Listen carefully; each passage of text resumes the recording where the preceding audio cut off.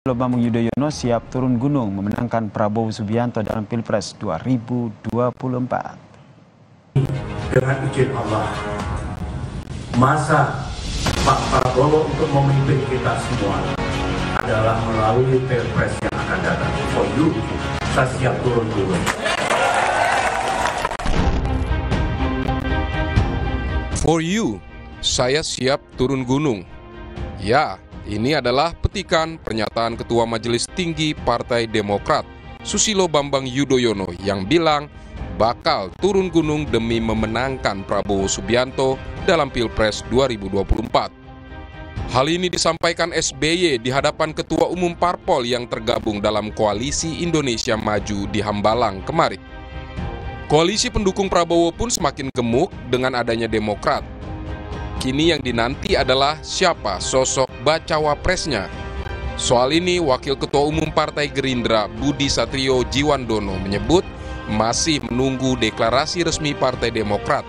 Barulah ditentukan siapa sosok bacawa pres Prabowo. Harap pada saatnya nanti Partai Demokrat akan mengumumkan atau mendeklarasikan secara resmi cawapres dan lain sebagainya, akan dikomunikasikan, diputuskan bersama-sama. Nanti pada saatnya Partai Demokrat sudah secara resmi mendeklarasikan pilihan politiknya, dan saya rasa bersama dengan Ketua Umum Koalisi Indonesia Maju akan diputuskan bersama. Saat masih bergabung di Koalisi Perubahan, Partai Demokrat kerap menggadang ketumnya AHY untuk menjadi bacawa pres. Lantas siapa pendamping Prabowo? Kita nantikan usai deklarasi resmi Partai Demokrat mendukung Prabowo yang rencananya bakal dilakukan pada Rapimnas Demokrat 21 September mendatang. Tim Liputan Kompas TV. Lalu apa makna pernyataan SBY yang bilang siap turun gunung untuk membantu kampanye baca pres Prabowo Subianto? Kita bahas bersama dengan Direktur Eksekutif Indo Strategik Ahmad Khairul Umam yang telah bergabung bersama kami di Kompas Malam. Salam sehat Mas Khairul. Ini Anda membacanya seperti apa ini pernyataan dari SBY? For you, saya siap turun gunung. Ya, statement dari mantan Presiden Susilo Bambang Yudhoyono di hadapan Capres Prabowo Subianto, saya pikir ini adalah sebuah ekspresi bagaimana kemudian beliau bersedia untuk all out memberikan dukungan kepada proses pencapresan dan pemenangan Prabowo Subianto. Oleh karena itu hal ini bisa dimaknai sebagai sebuah dukungan penuh, bahkan kemudian memberikan dukungan yang bisa diharapkan memastikan bagaimana proses kemenangan ke depan. Dilihat dari spektrumnya, tentu Partai Demokrat masih memiliki mesin politik yang bisa digunakan. Dalam konteks ini masih ada sekitar 54 kursi parlemen di DPR RI. Ya, kalau misalnya itu dikonversi menjadi mesin sosialisasi, bagaimana kemudian mengonversi basis pemilih loyal mereka untuk memberikan dukungan pada Prabowo Subianto, tentu itu masih patut untuk diperhitungkan. Oleh karena itu, di dalam konteks ini, tentu dukungan dari seorang mantan Presiden SBY akan memberikan dukungan sekaligus penguatan secara moral politik kepada pencapresan Prabowo. Karena bagaimanapun juga, Mas, pasca hengkangnya PKB dari Koalisi Indonesia Maju yang dipimpin oleh Prabowo Subianto, dari yang semula sekitar 46%, maka tinggal 36%. Tetapi sekarang dengan kembali masuknya Demokrat ke kubu Prabowo, maka kemudian basis dukungan dari kursi parlemen kepada pencapresan Prabowo kembali pada satu titik yang cukup optimal, yaitu di angka sekitar 45%. Artinya dari basis suara itu, kalau misal memang bisa dikonversi menjadi sebuah mesin politik yang betul-betul solid dan efektif, maka di atas kertas potensi kemenangannya relatif terbuka. Tetapi sekali lagi, bahwa angka kekuatan koalisi tidak menjamin pasangan capres-capres untuk memenangkan proses pilpres ke depan. Karena bagaimanapun juga narasi, positioning, termasuk bagaimana kemudian sikap dari pasangan capres-capres terkait dengan isu kebijakan tertentu akan menentukan bagaimana arah preferensi masyarakat kita ke depan. Termasuk sosok capres maupun cawapresnya ya. Ini berbicara soal cawapres nih. Kalau kita lihat ada istilah tidak ada makan siang gratis begitu. Kalau Anda apakah juga membaca bahwa pernyataan SBY yang siap turun gunung ini ada pesan tersirat bahwa ingin menyodorkan juga begitu ketumnya, Ketum Demokrat AHY untuk bisa bersanding dengan Prabowo Subianto? Sebagai bagian dari sebuah rumus koalisi, rumus politiknya tentu adalah adanya political sharing atau power sharing.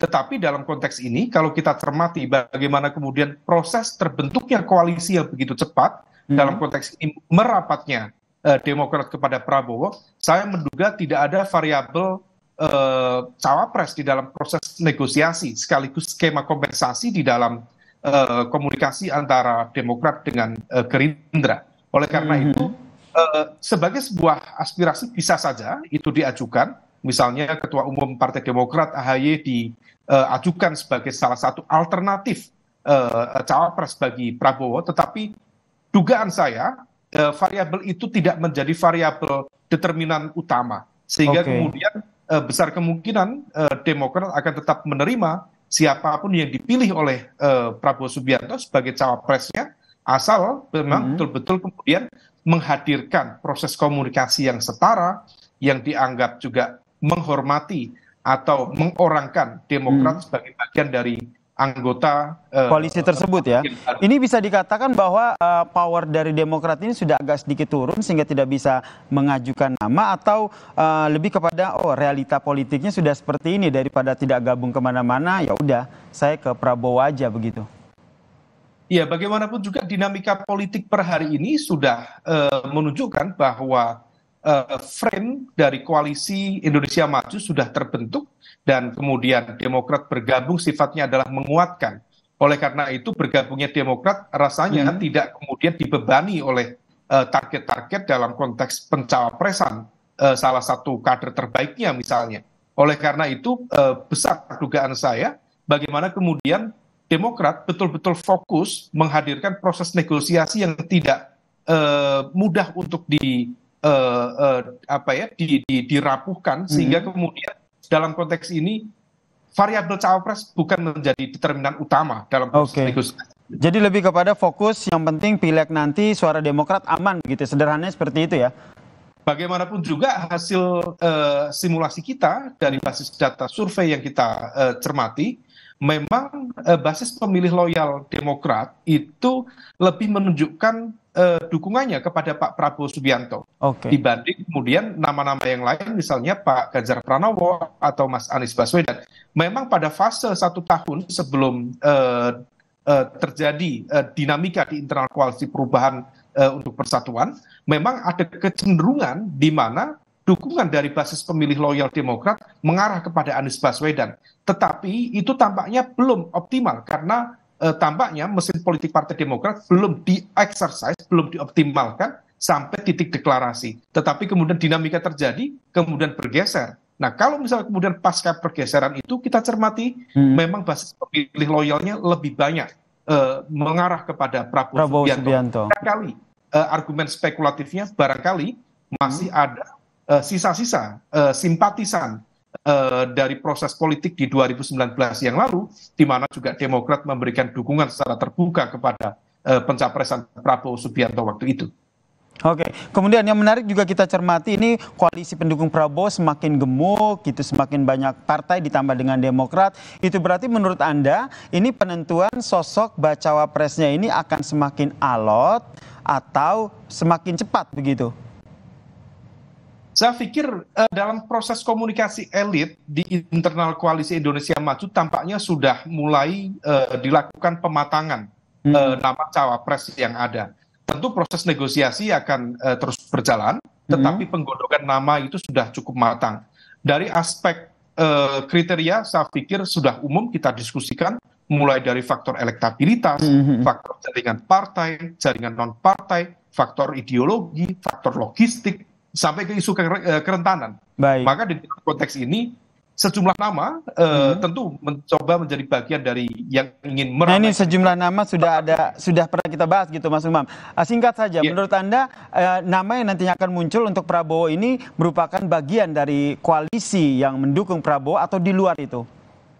Besar kemungkinan menjadi bagian dari koalisi. Oke. Artinya belum tentu memang merepresentasikan perwakilan dari masing-masing partai politik, tetapi besar kemungkinan kalau ada satu nama, maka dia adalah nama yang bisa diterima oleh semua anggota partai politik yang berada di Koalisi Indonesia Maju. Baik, kita nantikan ya seperti apa dinamika politiknya. Ini semakin mepet ke bulan Oktober, itu berarti memang Prabowo Subianto dan juga koalisinya harus segera memutuskan siapa bacawa pres yang akan disandingkan dengan Prabowo Subianto. Terima kasih Direktur Eksekutif Indo Strategik Ahmad Khairul Umam telah bergabung bersama kami di Kompas Malam. Salam sehat.